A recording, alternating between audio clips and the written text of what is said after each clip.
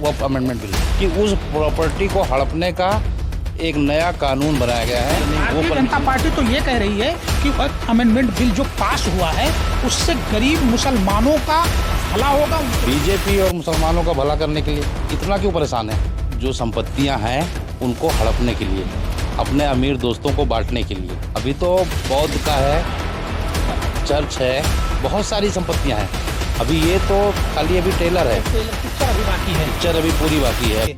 इस वक्त हमारे साथ समाजवादी पार्टी के दिग्गज और उतरौला विधानसभा के पूर्व प्रत्याशी हसीब खान हैं और हम उनसे जानने की कोशिश करेंगे। पहले तो आप ये बता दीजिए वक्फ अमेंडमेंट बिल है क्या चीज?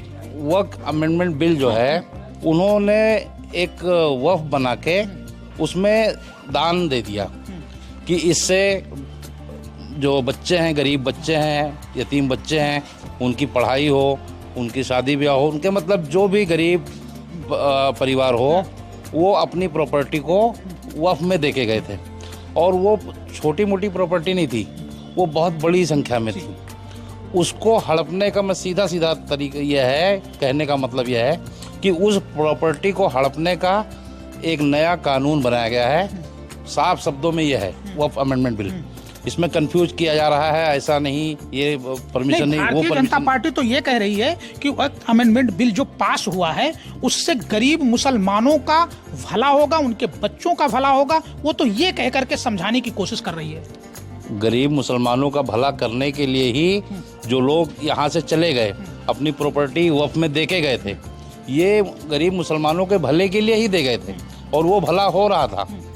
ये भला बंद करने के लिए बीजेपी ने किसी और का भला करने के लिए, अभी तक तो भला कर ही रहे थे। वक्फ से बहुत सी वक्फ की संपत्तियां हैं जिससे गरीब बच्चों को मदरसे बने हुए हैं, पढ़ रहे थे, और वही सब जो संपत्तियां हैं उनको हड़पने का एक नया कानून लाई है जो अपने दोस्तों को, अपने अमीर उद्योगपतियों को वो वक्फ की जमीन को बांट सके।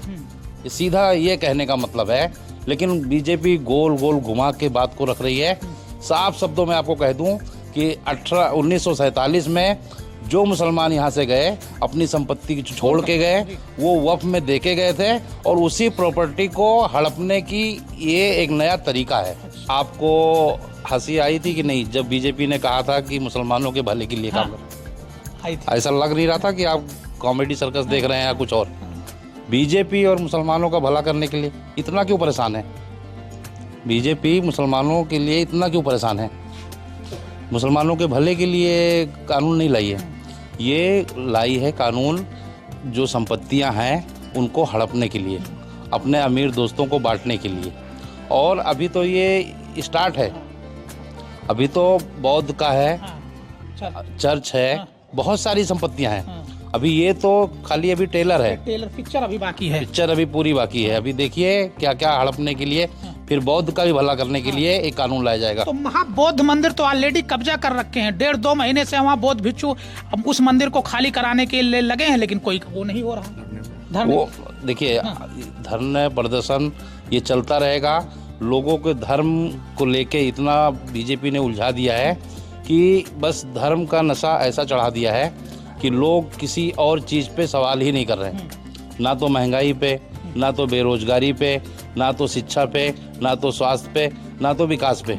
ये सब लोगों को गुमराह करने का एक नया तरीका है कि ऐसे ऐसे मुद्दे लाए जाएं जिसमें धर्म को आधार बना के हिंदू मुस्लिम हो जाए, हिंदू बौद्ध हो जाए, इस तरीके से आपस में लड़ाते रहें और उनकी राजनीतिक रोटी अपनी सेकते रहें। तो अभी तो ये अमेंडमेंट बिल जो है ये ट्रेलर है। अभी तो बहुत सारे मठ हैं, बहुत सारे चर्च हैं, बहुत सारे बौद्ध के धर्म स्थल हैं, सब आएंगे, सबका नंबर बारी बारी से नंबर आएगा। और धीरे धीरे अभी ईद के समय मोदी जी ने एक किट बांटा। कौन सा किट? मोदी किट बांटा, सौगात है मोदी। अब बेचारे राशन वाले को खाली ये अन्याय नहीं है हमारे हिंदू भाइयों के साथ कि उनको सिर्फ चावल और दाल, मुसलमानों को सेवई शक्कर सब बांट रहे हैं। ये भी अब इनको समझना चाहिए ना, सेवई भी दे रहे हैं, शक्कर भी दे रहे हैं, मेवा भी खिला रहे हैं मोदी जी। तो अब समझना चाहिए कि क्या चल रहा है देश में। सब राजनीतिक रोटी सेक रहे हैं, कैसे किसको कहाँ उलझाया जाए। लेकिन अब देश की जनता जागरूक हो चुकी है। अभी इसका आसिफ सुप्रीम भाई 2025 में बिहार का चुनाव है।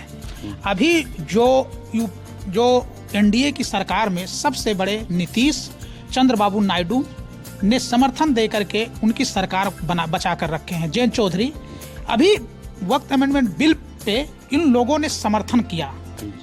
2025 का चुनाव है, क्या मुसलमानों को वोट ले करके नीतीश और चंद्रबाबू ने मुसलमानों के साथ धोखा किया, गद्दारी किया?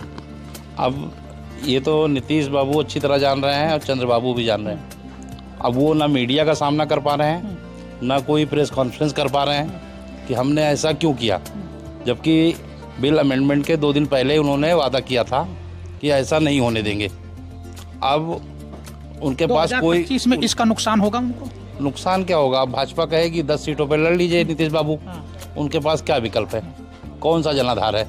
भाजपा ही कहेगी तुम्हारे पास अब कौन सा जनाधार है, 10 सीटों पर लड़ लीजिए। और उन्हें मजबूरी में अब लड़ना ही पड़ेगा 10-20 सीटें जो भी भाजपा दे दे, क्योंकि आरजेडी और कांग्रेस तो अब पूछेगी नहीं उन्हें, क्योंकि उनके अंदर ऐसा टैग लग गया है कि अब उनको आरजेडी और कांग्रेस तो हाथ नहीं लगाएगी, तो मजबूरी में करेंगे क्या? भाजपा जो कहेगी, भाजपा ने इससे बहुत एक तीर से बहुत सारे निशाने लगाए। नहीं, बताने वाले भी बता रहे हैं कि 2014 से 19 तक के पूर्ण बहुमत में भारतीय जनता पार्टी की सरकार थी। 2019 से 2024 में पूर्ण बहुमत की सरकार थी। अगर वक्त अमेंडमेंट बिल संशोधन करके पास कराना था तो पूर्ण बहुमत में क्यों नहीं पास करा लिया? 2024 में गठबंधन की सरकार है, तो 2025 में जो अमेंडमेंट बिल पास कराई, कहीं ना कहीं भारतीय जनता पार्टी ये अपने ऊपर दाग नहीं लेना चाह रही है, ये दाग नीतीश चंद्रबाबू नायडू जयंत चौधरी पे देना चाह रही है कि मेरे वजह से नहीं पास हुआ, इन लोगों ने हमारा समर्थन किया वक्फ बोर्ड का, इस वजह से ये बिल पास हुआ। इसमें कितनी सच्चाई है? ये सही है। हाँ। कि बीजेपी कभी भी एक सेफ खेलती है। हाँ।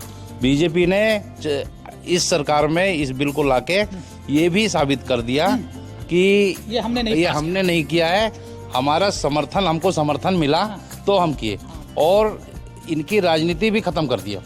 जो ये सेकुलर राजनीति करते थे, मुस्लिमों का वोट मिलता था इनको एक तरह से बीजेपी ने खत्म भी किया, बलि का बकरा बनाया। अच्छा। अब ना चंद्रबाबू नायडू, ना नीतीश कुमार, ना शिंदे और ना अजीत पवार, ये मुस्लिम वोट जो इनको मिल रहे थे इस हमेशा के लिए खत्म किया। और इन लोग की जो डिमांड थी हर स्टेट में, अब इनके डिमांड पावर को भी कम किया है कि वक्त अमेंडमेंट बिल जो है वो लुटेरों का ये बिल पास कराने का है, जो इस बिल से वक्फ बोर्ड की जो संपत्ति है उसको लूट करके अपने उद्योगपति दोस्तों को देने का काम करेंगे।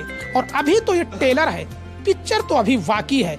इसी तरीके से क्रिश्चियन के जितने भी चर्च हैं, उनकी संपत्ति है, उनको भी ये लुटेरे लूटेंगे। और खास करके बौद्ध मठों की जो बड़ी बड़ी संपत्ति है उसको भी लूटने का ये पूरी तरीके से षड्यंत्र कर चुके हैं और लूटने का काम करे हैं। मिथिलेश कुमार, समाचार भारत, उतरौला, बलरामपुर।